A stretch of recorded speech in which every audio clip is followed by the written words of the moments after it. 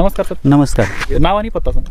माझं नाव बाजीराव गोपाळ बोराटे, मुक्काम पोस्ट फुंडशिरस, तालुका माळशिरस, जिल्हा सोलापूर. सर, ज्यावेळेस आता तुम्ही ड्रॅगन फ्रूट लावायचं ठरवलं होतं, म्हणजे कशी कन्सेप्ट आली डोक्यामध्ये की बाबा ड्रॅगन फ्रूट आपण तुमचं याच्या अगोदर डाळिंब होतं, डाळिंबमधून ड्रॅगन फ्रूट तुम्हाला का लावावं असं वाटलं ते थोडं सांगा. नाही, डाळिंबमध्ये पण आमचं चांगलं पैसे होत होते मागच्या 5 वर्षापूर्वी 6 वर्षापूर्वी. पण डाळिंबमध्ये पण आता भरपूर समस्या आली. पिनहोल बोररने झाडं जायला लागलेत, तेलकट डाग यायला लागलेत. आमचा ह्या क्षेत्रात नवीन प्लॉट होता, पण दुसऱ्या क्षेत्रात जुना प्लॉट मरणे गेला होता. त्याच्यामुळे नवीन पीक काहीतरी शोधतच होतो मी. ते शोधत असताना ड्रॅगन फ्रूट संदर्भात माहिती मिळाली आणि त्याच्यानंतर आपण लावायचं ठरवलं. ते मित्रांनो, तुम्ही जर प्लॉटवर आलात तर वाटणार नाही का हा 1 वर्षामध्ये हार्वेस्टिंगला प्लॉट आलेला आहे. मी सुद्धा म्हणजे मला सुद्धा विश्वास बसला नाही सर, म्हणजे कसं शक्य आहे म्हणलं मी. तर त्याने मला लागवडीचे फोटो पाठवले. बरोबर जूनमध्ये यांची लागवड झालेली आहे आणि जूनमध्येच हार्वेस्टिंग आहे. 1 वर्षामध्ये सर तुम्ही कटिंग करताय, म्हणजे काय एवढं म्हणजे तुम्ही मेहनत घेतली याच्या पाठीमागे. मेहनत पण मित्रांनो खूप आहे. नाही, कशा पद्धतीनं नियोजन केलं? नाही, बरोबर आहे सर, तुम्ही म्हणताय तसं की जो कोणी इथं व्हिजिट देतो तो म्हणतो की 1 वर्षामध्ये हे होऊ शकत नाही, तुम्ही खोटं बोलताय. तर माझ्याकडे फोटो आहेत. 31 मेला मी फोटो काढलेले आहेत. माझ्याकडे मोकळे पोल तुम्हाला दिसतील आणि 16 जूनची माझी लागवड केलेली तुम्हाला फोटो दिसतील. त्याच्यामुळे तुम्हाला ते खरं खोटं तर ते सत्य तुम्हाला समोर दिसलच. फक्त एवढा डेव्हलप होण्यामागचं एकच कारण आहे की मी जानेवारीमध्ये कटिंग आणलं आणि माझी मी स्वतःची नर्सरी बनवली आणि ती रोपं मी चांगल्या तऱ्हेने डेव्हलप केली. त्याच्यामुळे मला लागवड करताना माझी रोपाची हाईट 2 फूट 3 फूट पर्यंत हाईट होती आणि मी परत पण त्याची चांगले शेणखत वगैरे भरपूर टाकून त्याच्यात आंतरपीक कांदा घेतला होता. त्याच्यामुळे त्याला चांगलं डेव्हलप होत गेलं आणि एवढा मोठा विस्तार त्याचा झाला.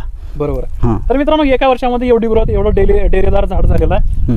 तर किती किलो माल निघाली एका झाडाला? अपेक्षा किती, म्हणजे एका पोलला? नाही, आता अपेक्षा लोक ज्यावेळेस मी व्हिजिट केली मला लावायच्या वेळेस आणि त्यांनी जे उत्पन्न मला सांगितलं ते अतिशय कमी सांगत होते की पहिल्या वर्षी तुम्हाला 1-1.5 टन एकरी निघू शकतो, 2 टनापर्यंत तुम्ही चांगलं जपलं तर निघू शकतो. पण आपल्याकडे एवढा माल निघतोय की आतापर्यंत आपला 5 टनाच्या आसपास माल तुटून गेलाय आणि आता जवळजवळ 6-7 टन माल निघल आणि इथून पुढून किती निघल, आता आपलं पहिला सीझन असल्यामुळे एवढा अनुभव नाही आपल्याला. किती निघल ते एक्स्ट्राच असेल, पण आपला हे हार्वेस्टिंग केलं तरी आपण 11-12 टनापर्यंत आरामात जाऊ शकतोय. म्हणजे कधीपर्यंत चालू प्लॉट हा? ह्याचा ड्रॅगन फ्रूटचं कसं राहतंय की जोपर्यंत पावसाळा आहे तोपर्यंत ह्याला कळी निघत राहते. म्हणजे ऑक्टोबर एंड पर्यंत आपल्याकडे पाऊस पडतो, तोपर्यंत ह्याला कळी निघत राहील आणि सगळा हार्वेस्ट माल संपेला साधारण डिसेंबर महिना येतोच. मग त्यावेळेस ऑटोमॅटिक कळी थांबते, उत्पन्न थांबते. बरोबर. हा सर, मित्रांनो, आपण थोडा लागवडीविषयी बोलूया. लागवडीसाठी याला जमीन कशी निवडावी, काय सांगाल? किती बाय कितीवर तुमची लागवड आहे त्याबद्दल थोडं सांगा. किती फुटावर एक पोल आहे? नाही, जमिनीबद्दल ड्रॅगन फ्रूटला विशेष असं काही लागत नाही की तुम्हाला ह्याच प्रकारच्या जमिनीत फक्त करू शकता, असं काय बिलकुल नाही आहे. तुम्ही काळी जमीन, मुरमाड जमीन, निचऱ्याची फक्त असावी, पाणी साठून राहणे एवढीच फक्त त्याची काळजी घ्यायची. मग जशी तुमची जमीन चांगली असेल तसा प्लॉट चांगला डेव्हलप होतोय, त्याला माल पण जादा निघतोय. आणि अंतराचं म्हणाल तर अंतर 10x7 आपण केले. कोणी 10-6 पण करते, 9-7 पण करते, कोणी 12 फुटापर्यंत पट्टा ठेवते. मित्रांनो, म्हणजे आम्ही जो उभारलोय तो 10 फूट अंतर आहे. असा पट्टा 7 आहे. योग्य कोणतं राहील? मला हेच योग्य वाटलं म्हणून मी माझ्या आयडियाप्रमाणे हे केलं. बरोबर. मला हेच योग्य. तर सर, लागवडीपासून हे किती वर्ष चालत? आता तुम्ही 1 वर्ष तुमच्या प्लॉटला झालं, भविष्यात किती वर्ष चालत? आता भविष्यात ह्याला रोग हे कुठला नाहीच. म्हणजे जसं आपण डाळिंबीला मर येते म्हणतोय, मुळे कुसते, तसं ह्याला बिलकुल नाही. त्याच्यामुळे आपण त्याला जितकं दिवस जपत राहू तेवढं ते उत्पन्न देतच राहणार आहे. बरोबर. त्याच्यामुळं असं तर आता कुठं आपण बघायला भेटलं की बाबा 10 वर्ष 12 वर्षाचा प्लॉट बघितलं तरी असं आम्हाला जाणवलं नाही की त्यांचं कुठं माल कमी निघतोय किंवा झाड मरलंय. अजून तर नाही भेटलेलं. त्याच्यामुळे सगळीच सांगतात की 20-25 वर्ष ह्याचं काही अडचण नाही आहे. किमान 15 तर कुठे गेलं? कुठंच नाही गेलं.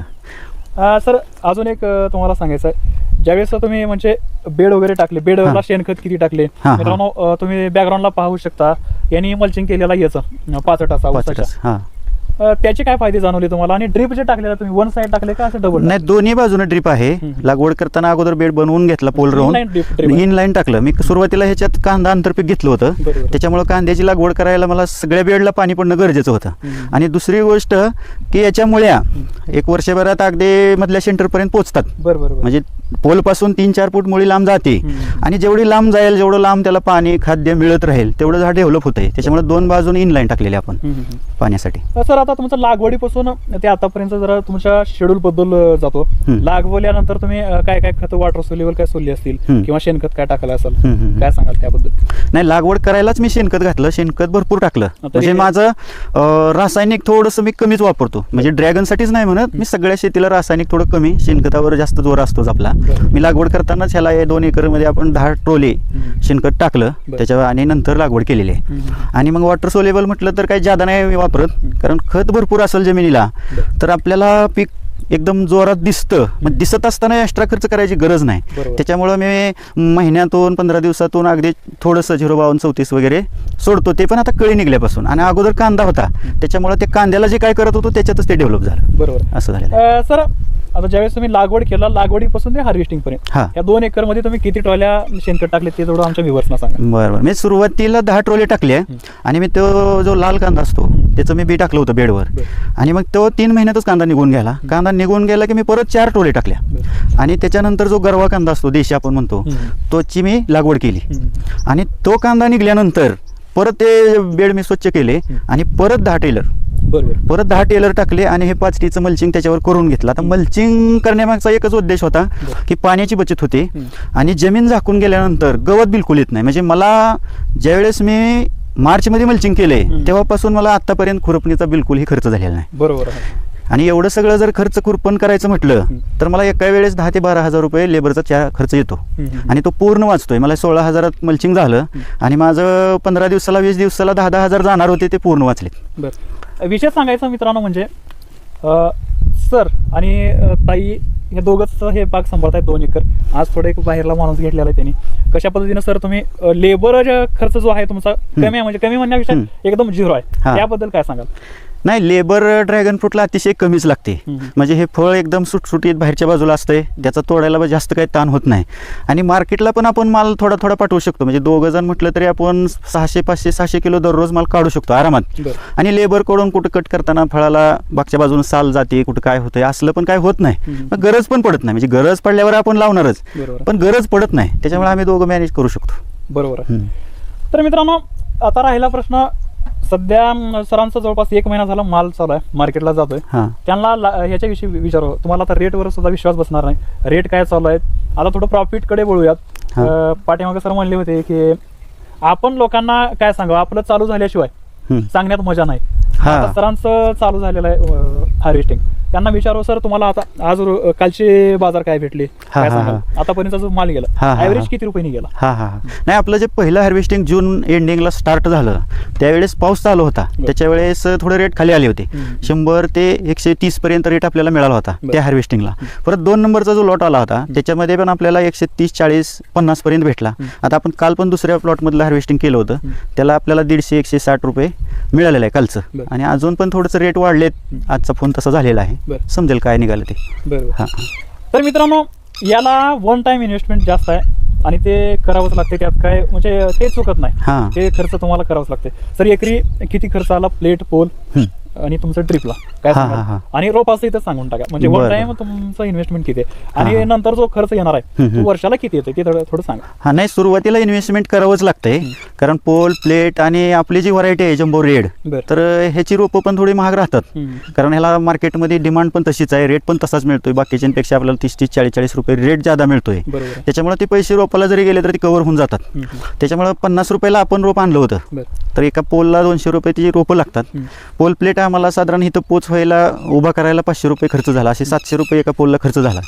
तर साधारण एकरी जर पोल आम्ही केलेल्या लागवडीप्रमाणे जर म्हटलं तर 600च्या आसपास कुठेतरी पोल बसतील. तर मग ते एक 4-4.5 लाख रुपये मजुरी सकाळ, परत तुमचं शेणखत, ड्रीप जर तुम्ही सगळा टोटल त्याच्यात धरला तर तुम्ही 5 लाखापर्यंत पण जाऊ शकताय. पण जर असं लक्ष देऊन केलं चांगलं उत्पन्न तर मला पहिल्या वर्षी मी खर्च निघून प्रॉफिटमध्ये जातोय. तर लोक पण त्या पद्धतीने केलं तर होऊ शकतं. मित्रांनो, ॲव्हरेज यांचा फक्त 12 टन माल धरूया आपण पहिल्या वर्षी. 13व्या महिन्यात हार्वेस्टिंग चालू आहे. सर 12 टनच जर ॲव्हरेज 100 रुपये भाव पकडा, 12 लाख रुपये कुठे गेले नाही. हो. म्हणजे 5-5 लाख खर्च 10 जरी विसरलं तर वरले 2 लाख तुमचे तुम्ही पहिल्या वर्षी प्रॉफिटमध्ये येतो. आणि दुसऱ्या वर्षी खर्च काय सांगा, म्हणजे फक्त तुम्हाला शेणखत कुठं तर टाकायचं, कधीतरी एखादा स्प्रे बद्दल काय सांगाल, स्प्रे किती दिवसातून एकदा काढता? स्प्रे याला लागतच नाही तसं विचार केला तर, म्हणजे असे पण काही शेतकरी मी पाहिलेत की त्यांनी वर्ष कधी स्प्रे केला नाही. पण आमचा हा पट्टा जो आहे तो तरकारी डाळिंब ह्याच्यामध्ये सगळ्यात पुढे असणारा भाग आहे. आम्ही भरपूर स्प्रे केलेले आहेत, मी स्वतः केलेले आहेत. तरकारीला दिवसाड स्प्रे केलाय, डाळिंबीला 4 दिवसातून केलाय. तर एक आपली क्वालिटी चांगली मेंटेन राहावी आणि आपल्या ह्याच्यावर कुठंच रोगाचा एक ते स्पॉट सुद्धा दिसू नये म्हणून आपण एकदम साधी बुरशीनाशक कीटकनाशक महिन्यातून एक स्प्रे करतो. मित्रांनो, महिन्यातून एक स्प्रे. आतापर्यंत कुठं तुमच्या 8-10 फवारण्या झाल्या असतील? हा जास्तीत जास्त तेवढेच. बरोबर. सर आता एका फवारणीला 1000 रुपये खर्च धरूयात. हो 10,000 रुपये फवारणीला. खत वॉटर सोल्युबल किती हजाराचा टाकला असेल? नाही, खत जर आपण आता इथून पुढचा खर्च जर बघितला वार्षिक तर एक 600 पोलला मी म्हणतो मी खत नेहमी ज्यादा टाकतो, तरी पण एक 6 ट्रेलर भरपूर झाल्या. मग आता तसं जर विचार केला तर एक 40,000चं आपण ते धरूया. 10 स्प्रे धरा वर्षात, 12 स्प्रे 12,000 रुपये पकडा. आणि वॉटर सोलेबल किंवा तुम्ही दाणेदारमध्ये काही सुपला 1840 1026 जरी वापरलं तरी एक 80,000च्या आतमध्ये वार्षिक खर्च राहिल्याचा. बरोबर. तसंही मित्रांनो आपण ऊसाला 50 पर्यंत खर्च जातो सर. हो जातो एकरमध्ये. मग पुढल्या वर्षी तुमचं प्रॉफिट 50 जरी खर्च म्हणजे ॲव्हरेज 2-3 लाख रुपये कुठं गेलं नाहीत? नाही बिलकुलच नाही, बिलकुल नाही. किती जरी बाजार पहिले 40-50 रुपयाने जरी गेला तर दुसऱ्या वर्षी तुमचा माल आणि वाढणार आहे. हा, माल डबल होईल सर, माल डबल होईल. ह्याच्यापेक्षा डबल पानं तयार होणार आता नोव्हेंबर पासून पुढं. त्याच्यामुळे माल डबल होईल.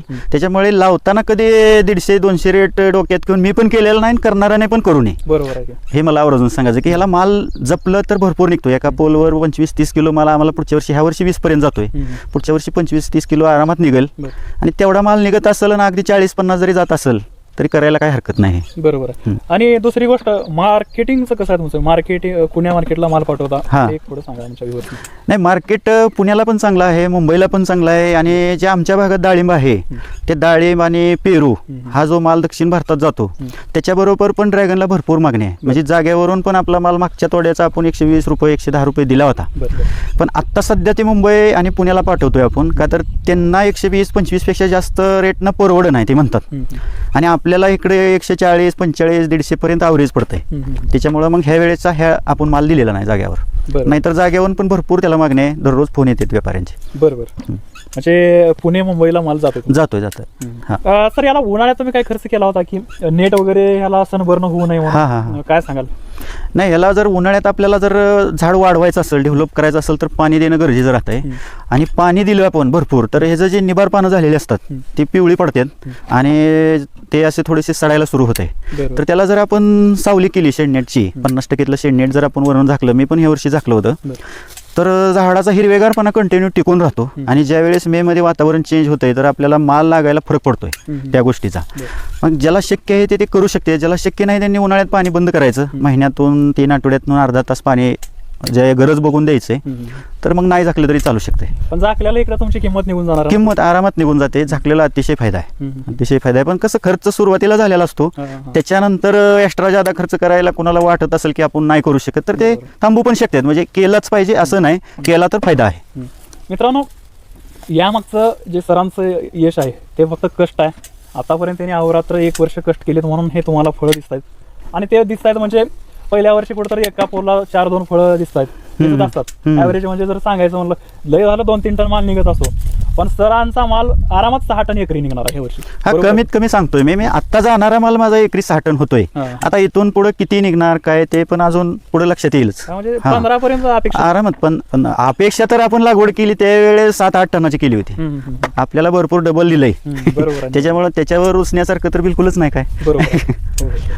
सर, रोगाला बळी पडते का नाही? म्हणजे असा कोणता एक विशेष, जसं डाळिंबाला तेल्या, जसं द्राक्षाला आपण ते दावण्या वगैरे म्हणतो, तसं याला का विशिष्ट एक रोग आहे की रोगाला बळी पडते? नाही, तसं विशेष काही रोग नाही. पण जर आपल्या जमिनीमध्ये भरपूर ओलावा टिकून राहत असेल, असं झील लागल्यागत असेल, पाऊस भरपूर झाला असेल, गवत असेल, तर मग ह्याच्यात स्पॉट येतात. थोडं पिवळसर पॉट येतो आणि नंतर तो काळा पडतो. तिथं पानाला होल पण पडतं कधी कधी. त्याच्यासाठी जर तुम्ही महिन्यातून जरी एखादा स्प्रे घेत असेल कंटिन्यू असो नसो तर तो स्पॉट येतच नाही, बिलकुलच येत नाही. बरोबर. तर सर, तुम्हाला एक शेवटचा प्रश्न विचारतो. शेतकऱ्यांना काय संदेश द्याल? आमच्या जे व्ह्युअर्स आहेत त्यांना काय सांगाल एक शेवटचा संदेश? नाही, आता ड्रॅगन फ्रूट संदर्भात जर सांगायचं म्हटलं की जर आपण बाकीच्या शेतीचा विचार केला, ऊसाचा केला, डाळिंबीचा केला, तरकारी मी केलेलीच आहे. ऊस आम्ही जास्त करत नाही, पण शेजारी ऊस आहे त्यांचं आम्ही बघतोय. तर उत्पन्न अतिशय कमी आहे. तरकारीमध्ये एक पिकात येतं तर एक पिकात जात असते. डाळिंबीचं पण आता पहिलं मिळत होतं, पण आता रोगाने खर्च वाढल्यामुळे उत्पन्नामध्ये घट झाली आणि कष्ट भरपूर आहे. ड्रॅगन फ्रूटमध्ये कष्ट अतिशय कमी आहे आणि थोडंसं उत्पन्न व्यवस्थित वाटतंय मला तर. त्याच्यामुळं लोकांना जरी करायचं असेल तरी त्यांच्या ऐपतीप्रमाणे ती एकर अर्धा एकरनं स्टार्ट करू शकतात. आणि डोक्यात हे घेऊन बसून चालणार नाही की 150 रुपयाने जाते, 100 रुपयाने जाते, 200ने. अगदी 40-50 रुपये जरी ह्याला रेट मिळाला तरी बाकीच्या तुलनेत कष्टाच्या हिशोबाने अतिशय चांगलं पीक आहे. बरोबर, एवढंच मी सांगू शकतो. तर मित्रांनो, व्हिडिओ कसा वाटला नक्की कमेंट करून सांगा. व्हिडिओ आवडल्यास नक्की लाईक करा. इतर शेतकरी बांधवांना सुद्धा व्हिडिओ जास्तीत जास्त शेअर करा. मित्रांनो, तुम्ही अजूनही आपलं चॅनल सबस्क्राईब केलं नसेल तर चॅनलला जरूर सबस्क्राईब करून घ्या. धन्यवाद. नमस्कार.